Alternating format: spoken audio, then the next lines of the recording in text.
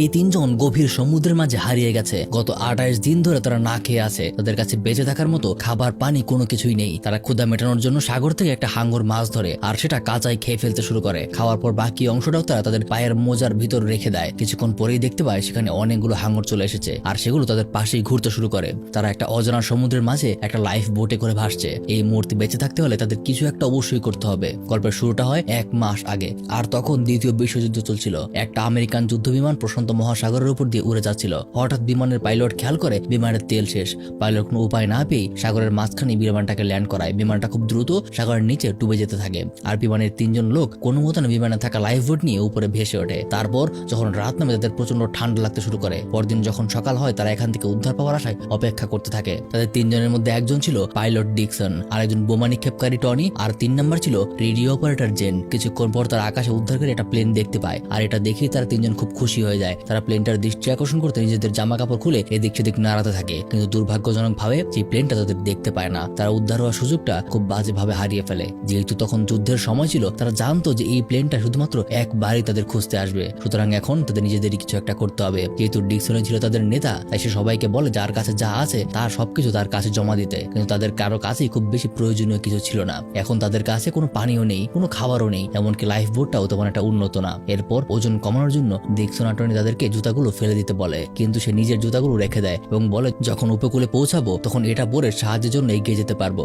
বাকি দুজনও তার কথা মেনে নেয়। রাতের বেলা জেন দেখতে পায় ডিকসন আসলে সেই জুতাটা ব্যবহার করছে অন্য একটা কাজে। সে আসলে এটাতে প্রস্রাব করে সেই প্রস্রাব নিজেই পান করছে। পরের দিন তারা যথেষ্ট ক্ষুধার্ত ছিল, তাই তখন জেন তাদেরকে বলে যদি আমরা সমুদ্র থেকে মাছ ধরি তাহলে আমাদের খাবারের সমস্যার একটা সমাধান হয়ে যাবে। কিন্তু তাদের কাছে মাছ ধরার মতো কোনো কিছুই ছিল না। বড়শি, জাল, একদম কিচ্ছু নেই। তারা মাছ কিভাবে ধরবে সেটা কেউই কোনোভাবে বুঝে উঠতে পারছিল না। অনেকক্ষণ চিন্তা ভাবনা করে তারা একটা পদ্ধতি বের করে। তারা একটা সুতা দিয়ে আর পিস্তলের স্প্রিং ব্যবহার করে মোটামুটি বড়শির মতো একটা বানিয়ে ফেলে। তারপর জেন সেটাকে সাগরে ছুঁড়ে ফেলে এবং মাছের অপেক্ষা করতে থাকে। কিন্তু যখন সেটাতে মাছ ধরে তখন টান দিতেই তাদের দড়িটা ছিঁড়ে যায়। এভাবেই 5 দিন কেটে যায়। 5 দিন ধরে তারা একদমই না খেয়ে আছে। এক সময় কোনো উপায় না পেয়ে টনি সমুদ্রের লবণাক্ত পানি খেতে চাইছিল, কিন্তু ডিকসন তাকে থামিয়ে দেয়, কারণ সমুদ্রের লবণাক্ত পানি খেলে উল্টো ডিহাইড্রেশন হতে পারে। তখন তাদেরকে নিয়ে আরো সমস্যা বাড়বে। যেহেতু তাদের কাছে কোনো ম্যাপ ছিল না, তাই তারা জানতো না যে এই মুহূর্তে তারা সমুদ্রের ঠিক কোথায় আছে। ঠিক তখনই ডিকসনের মনে পড়ে তাদের কাছে একটা পেন্সিল আছে। তারপর সেটা দিয়ে তারা অনুমান করে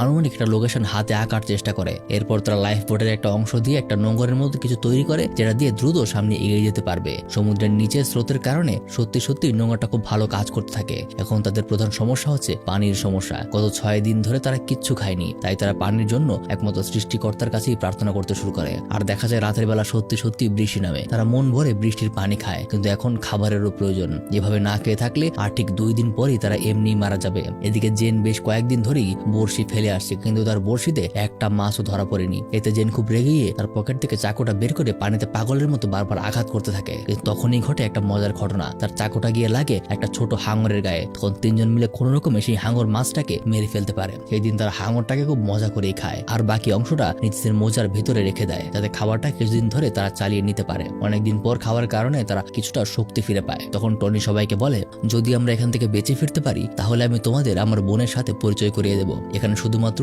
জেনি সিঙ্গেল ছিল।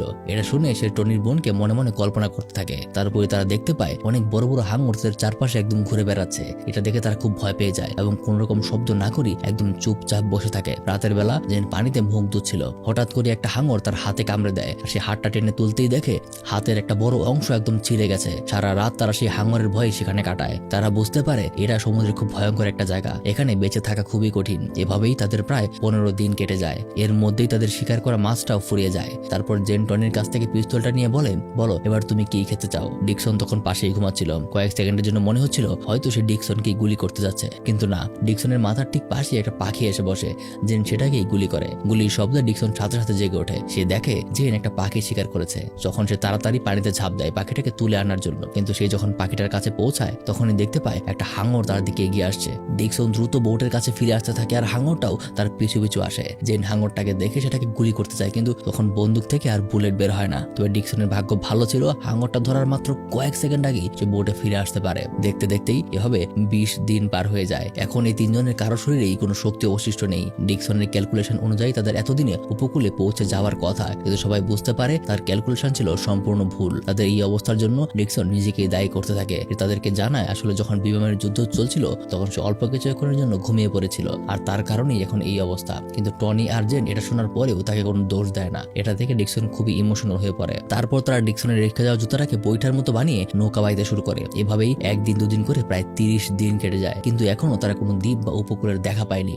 সূর্যের তাপে তাদের শরীরের চামড়া একদম ফুসকা পড়ে গেছে, তাদের এখন খুবই কষ্ট হচ্ছে আর অনেক পিপাসাও পাচ্ছে। সৌভাগ্যজনকভাবে সেদিন রাতে আবারও বৃষ্টি হয়, এটা দেখে তারা অনেক খুশি হয়। অনেকদিন পর তারা মন ভরে আবারও পানি খেয়ে নেয়, কিন্তু কিছুক্ষণ পরেই তাদের সব আনন্দ মাটি হয়ে যায়, কারণ এখন সমুদ্রে ঝড় উঠতে শুরু করেছে।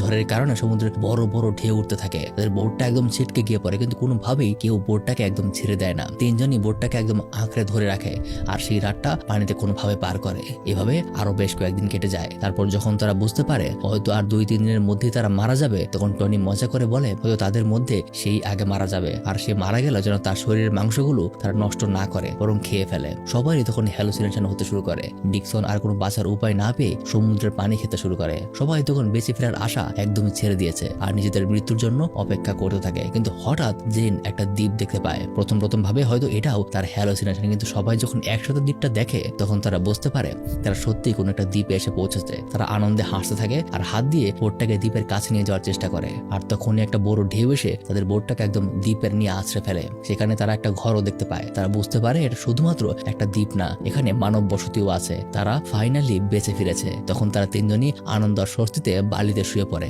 এতক্ষণ যা দেখলেন এটা কোনো বানানো গল্প না, এটা সম্পূর্ণ একটা সত্যি ঘটনা। এই হচ্ছে বেঁচে ফেরা 3 আসল ব্যক্তি। আর একটা মজার তথ্য, বেঁচে ফেরার পর সত্যি সত্যি জেন টনির বোন ফ্রান্সিসকে বিয়ে করেছিল।